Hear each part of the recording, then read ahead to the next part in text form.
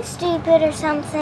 So I've already made a video on how to morph shapes the right way, and the first step was to reset the pad, but unfortunately this method worked only with a rectangular shape, and as you can see here in this video I had a rectangle, so that's why this method worked.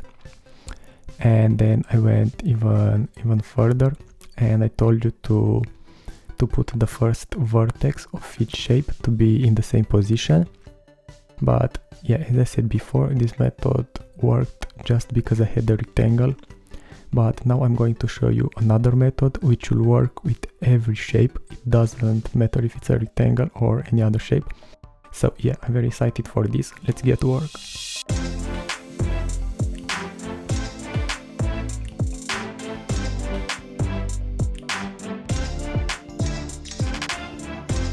So I want to morph this triangle into a circle just like this, but I don't like the process of how it goes from triangle to circle.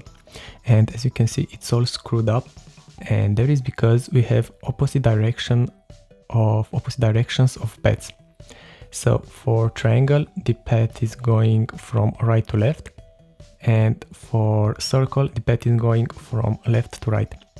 And in order to solve that, we have to change the path's direction of this ellipse.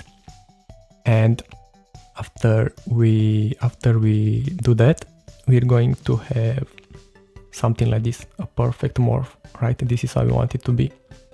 All right, so let's just create a new ellipse. Hold Shift for a perfect circle. Now let's convert the path to Bezier path. Let's put a keyframe on this path, and let's also add some trim paths.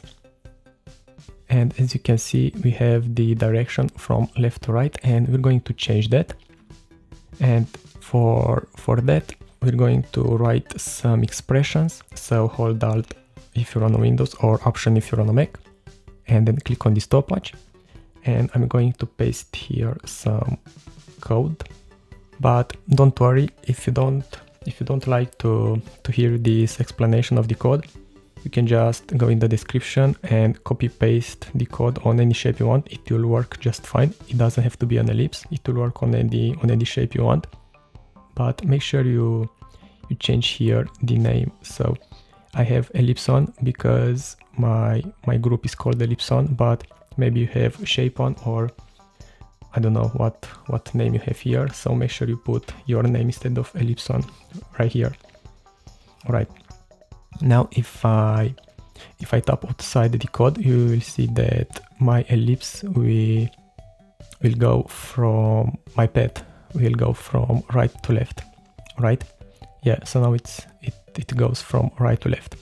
So what I've really done here is I've actually created some variables.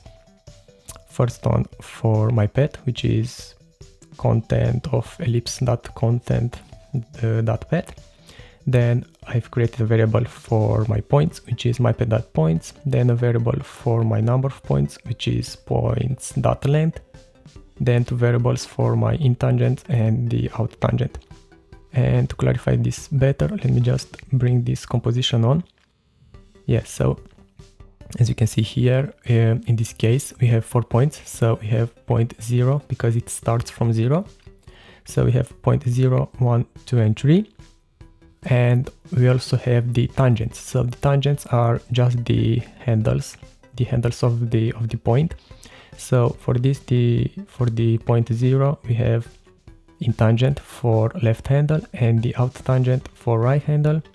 Then for point 1, we have the in tangent of point 1 here to the top and the out tangent of point 1 here at the bottom. So what we want to do is to exchange the order of points. So instead of point 0, 1, 2, and 3, we want them to be 0, 3, 2, 1, right? All right. So in order to do that, I've just created some replacement variables, which are just arrays. And then I've stored here in this for loop, I've stored my points in the replacement points variable. I've stored my in tangent in the replacement in tangent variable and the out tangent in the replacement out tangent variable. And Then here in this for loop, I've just exchanged my order of points. So let's take one example. So we start from 1 because point 0 is still point 0. Even if the direction of the path is from left to right or from right to left, the point 0 is still point 0. We don't have to change this one. So that's why we start from 1.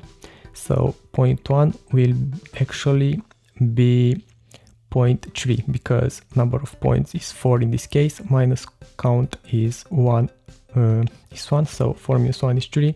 So point 1 will be point 3 for this first iteration, just how we want them to be. And then for the in and out tangents, you can see here that the in tangent of point 1 is at the top and the out tangent is at the bottom. But for point 3 we have out tangent at the top and in tangent at the bottom. So we actually want to reverse these tangents, right, these handles. So that's why here I've just replaced in tangents with replacement out tangent variables and the out tangents with the replacement in tangent variable. And then I've also created the same code for the tangent of point 0, right? And then the last line is just the creation of the path.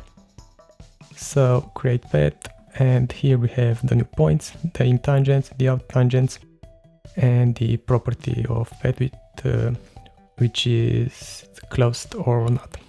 Alright, now let's hide this composition.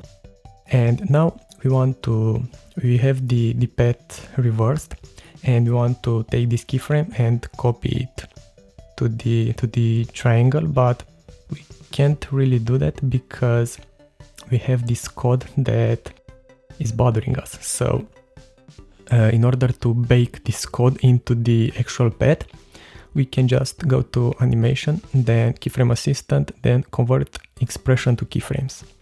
And now you can just delete this code. You can also delete the keyframes, and let's just click again to create just one keyframe. Take this, let's copy it, but let's hide the shape layer 1 because we don't need this anymore. Then let's go here, let's enable the triangle layer, and instead of this keyframe, let's paste the new one. Let's also move it to the right a little bit, and now as you can see we have a perfect morphing. Yeah, so that's how you do it. Thanks a lot for watching, and talk to you in the next video. Bye.